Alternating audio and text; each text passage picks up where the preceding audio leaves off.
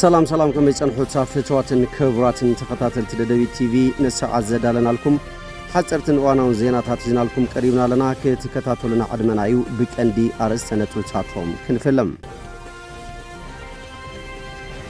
መንግስት ትግራይ ንዋናው ኩነታት አመልኪቱ መብርሂ ሂቦም ሃይማኖታዊ ክብረ በዓል ገዳም አቡነ ሰላማ መራሕቲ ሃይማኖትን አመንትን አብስተረኸብሉ ተኸቢሮም በክፍለ ሰራዊት ክንፈስ ተዳለወት መጻብብ ዝፈንጽሐት አሃዱ ዘርእስታ መጽሐፍ ተመሪቃም لوط أيرا فريات مرت حرشا زلعالة زغط يحدر سلازلو حارستاي اواناو تنبياتات ميتورولوجي حابريتا كرك بمسرت حابريتا سرحتو كوادد دقفن كتتلن كم زدليو بروغرام حلواسنا كبابي قليتوم بريزيدانت أمريكا دونالد ترامب اب إيران زركبن امبا بيكاك استباهيلو زتوعن تحت مريز تهانت السور نيكولوساو تكال نمدبداب بتداغامي متنقط حيبوم مربب فوكس تروتن إسرائيلاوያን ምጥቃዕ በኢራን ተቆጽሩ ዝንቀሳቀስ ስካንዲኔቪያው ጉጅለ ገመነኛታት ሙኻኑ ተገሊጡ ናብ ዝርዝሩ ሰጊርና ለና ምስዕለታው ዜናታት ቢንያም ሐደሽ ሰናይ ምክትታል ፈለማ ካብ መንግስት ትግራይ ዝተወሃበ ዋናዊ መብርሂ ክነቀድም ጆኖሳይዳዊ ውልቀ መላኽ ስርዓት ብልጽግና በዕለት 25 ሐምለ 2018 ዓ.ም ካብ ወጋሕታ ጀሚሩ ኣብ ምዕራብ ትግራይ በአንፈት ሸረሪና አብለል ሰራዊት ትግራይ ቁሉዕ ውግእ ከም ዝኸፈተ ዝፍለጥ ይብል ኣብቱ ውግእ እጹጽ ሓይልታት ደገፍ ተባሂሉ ጽዋዕ ብመሐመድ ሐምዳን ዳጋሎ ሒሜቲ ዝምራሕ ዕጡቕ ሓይልታት ሱዳንን ካብቲ ከባቢ ተገዲዶም ዝተኣከቡ ዕጡቃትን እውን ዝተሳተፉ ኮይኖም ዕሱብ ሰራዊት ጆኖሳይዳዊ ውልቀ መላኺ ስርዓት ብልጽግና ብዕስለ ዳጉኑን አለን ዝብሎ ኩሉ ዓይነት ዓቕምታት ሓይሊ ፒፒ ኣየርን ተጠቂሙ ካብ ወጋሕታ ጀሚሩ ክሳብ ኣጋምሸት ተደጋጋሚ መጥቃዕትታት ከካይድ ፈቲኑ ኢሎም ይሁን በርፍትሓው ዕላማት ሓንጊጡ ሕድሪ ስዋኣቴ ኣይዕብርን ዝበለ ጅግና ሰራዊት ትግራይ ነቲ ተሃንዲዱ ዝመፀ ወራር ብምምካት ንሕልሚ ጸላኢ ከፍሽሎ ክኢሉ ይብል ብምዃኑ ሰራዊትና ለምውን ከም ትማሊ ብቅያዝ ዝንቶ ንታሪኽ ዝስነድ ዘኹረአን መስተንክራውን ጅግንነት ፈጺሙሎ ክብርን ሞሳን ድማ ይግብኦ ክብል ሓቢሮም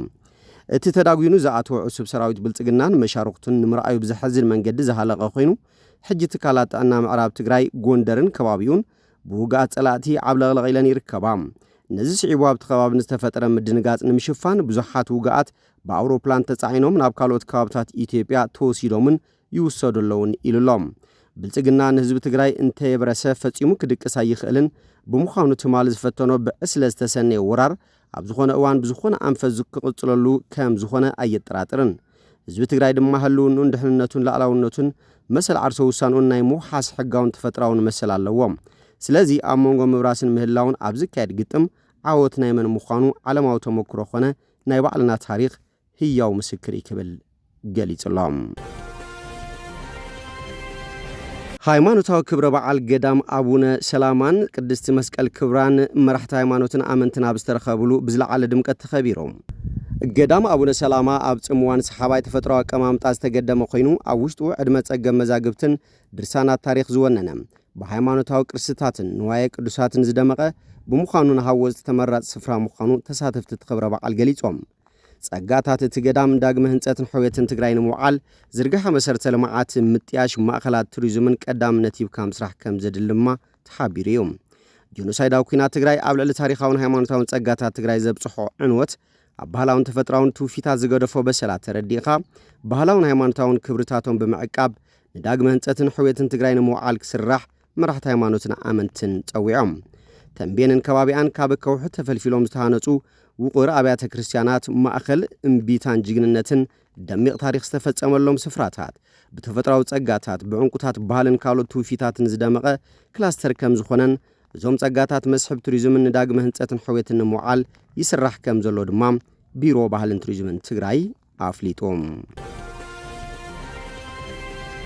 بكفل سراويت كنفز تدالوت مصابب سفنصحت احادو زراستا مصحف تمريقا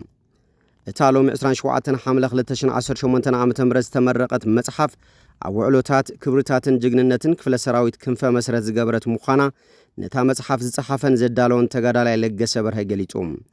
ምእንተ ሃለዋትን ድሕንነትን ትግራይ አንጻር ጆኖሳይድ ራርት ወረርቲ ዝተገበረ መኸተም ብዝግባእ ብዋን ተሰኒዱ ንውልድ ወለዶታት ንምሕላፍ ዕላማ ከም ዝተጻሓፈት እውን አረዲዮም ኣብቲ ስነ ስርዓት ምረቃ ዝተረኸበ ተጋዳላይ ገብረ ጻድቃን ብወገኖም ክፍለ ሰራዊት ክንፈ ካብ ተጋዳላይ ክንፈ ክትወርሶም ዝግባእ ክብርታትን ጅግንነትን ከምኡውን ህይወት ታሪኽ ተጋዳላይ ክንፈን አቅሪቦም ተጋዳላይ ገብረ ህዝቢ ትግራይ ኣብ መዋእሉ መለለይ ዝኾነ መንነቱ ክብርታቱን ህልውን እንዋጋ ዕዳጋ ዘይቅርብ ህዝቢ ምዃኑ ኣዘኻኺሩ ውላድ ህዝቢ ትግራይ ዝኾነ ጅግና ሰራዊት ትግራይ ድማ ህዝቢ ትግራይ ከም ህዝቢ ከይበርስ ሃለዋቱን ድሕንነቱን ንምርጋጽ ንሕና ብህይወት እናሃለና መሬትና ክቁረስ ህዝብና ክብተን ኣይንፈቅድን ኢሎም ሎሙን ከምቲ ዝሓለፈ ኣብ መትኮልን ኣብ ሙሉእ ድልውነትን ከም ዝርከብ ድማ ወሲኹ ገሊጾም ቃልን ሕድር ስዋዕትን ብምሕንጋጥ ላዕላውነት ትግራይ ንምርጋጽ ሃለዋትን ድሕነትን ህዝቢ ትግራይ ንምውሓስን ከም ህዝቢ ከይንበርስ ዘበት ንብሔራዊ ብርሰት ብምባል ጆኖሳይደር ስርዓት ብልጽግና ንምቕባር መኸተም ሕያል ከም ዘድልውን ተጋዳላይ ገብረ ገሊጾም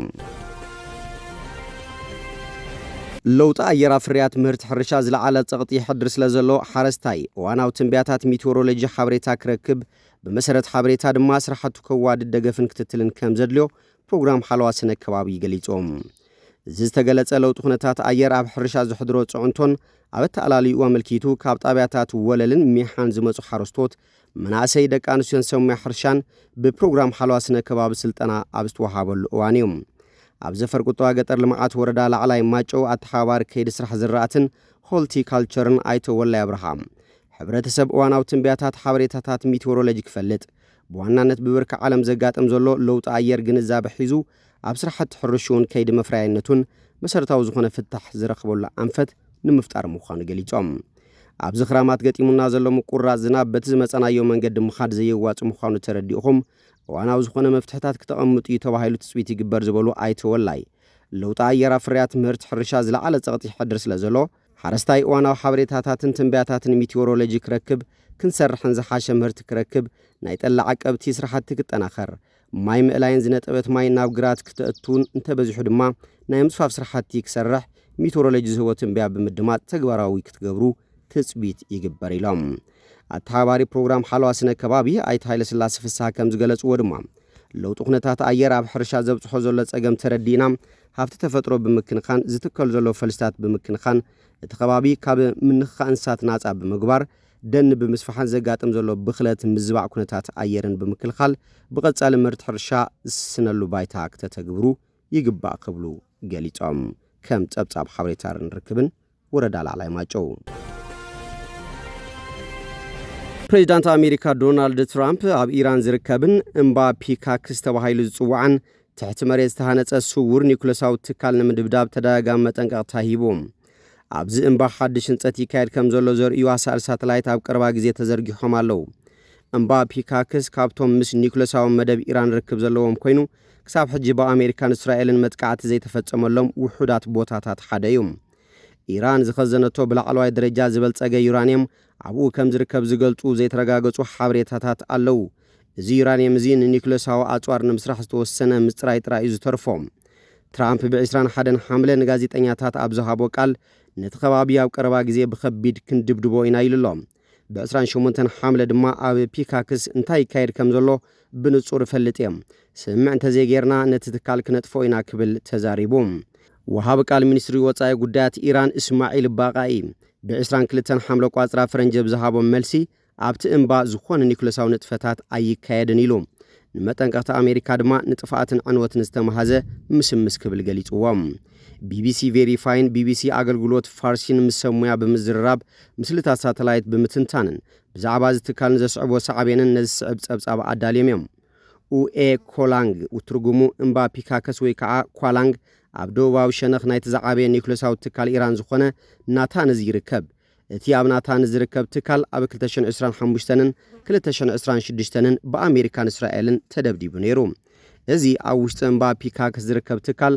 ኣዝዩ ዓሚቕ ትሕቲ መሬት ዝተቐብረ ኮይኑ ናይ መወዳእታ ዕላምኡ ግን ብስቱር ዝተተሓዘ እዩ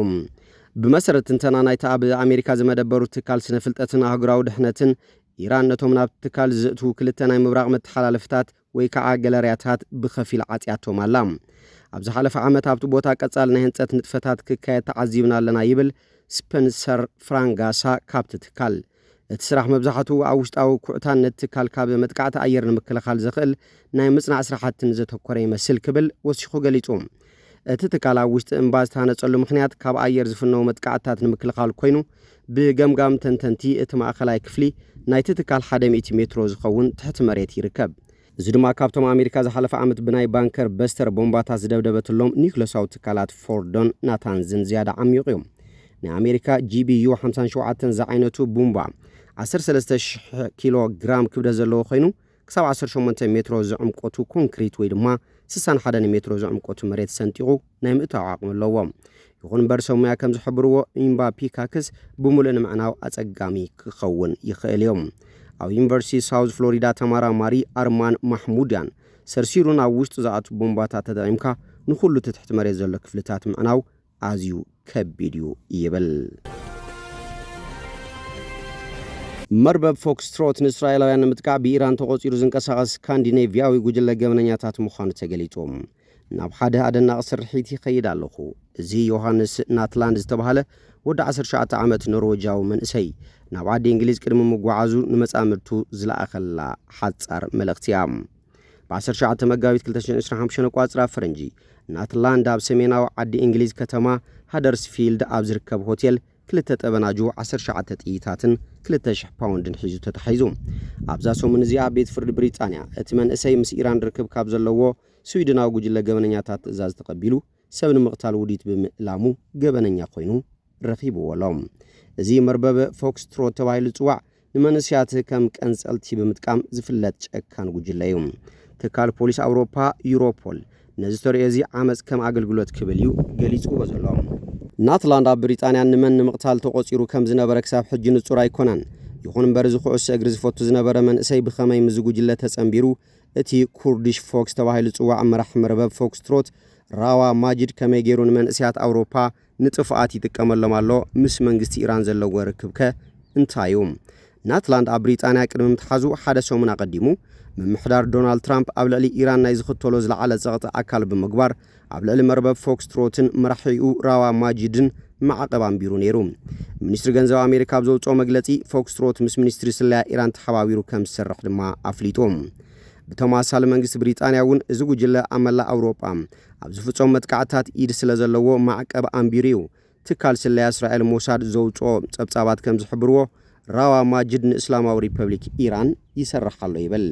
እዚ ጉጅለ ኣብ 2023 ቋፅራ ፈረንጂ ኣብ ስዊድን ከተማ ኡፕሳላ ብዘካየዶ ከቢድ ነታዊ እዩ ኣቓልቦ ረኺቦም እቲ ነታዊ ክሳብ 20 ኪሎ ሜትር ርሕቀት ዝስማዕ ድምፂ ዝነበሮ ኮይኑ ሓንቲ ጓል ኣንስተይቲ ድማ ሂወታ ሲኢና ብተወሳኺ ኣብ ጥሪ 2024 ቋፅራ ፈረንጂ ኣብ ስቶክሆልም ኣብ ዝርከብ ኤምባሲ እስራኤል ነታዊ ንምጽዋር ዝተገበረ ፈተነ ምዝ ጉጅለ ርክብ ከም ዘለዎ ተገሊጹ እዩ እምበር ፍትዋትን ክቡራትን ተኸታተልቲ ደደቢት ቲቪ ነሰዓት ዘዳልናልኩም ዜናታት ነዚኦም ይመስሉ ስለትምክታልኩም ኣመስጊና ብኻልኦት ክሳብ ንራኸበ ሰሰናይ ንዓኹም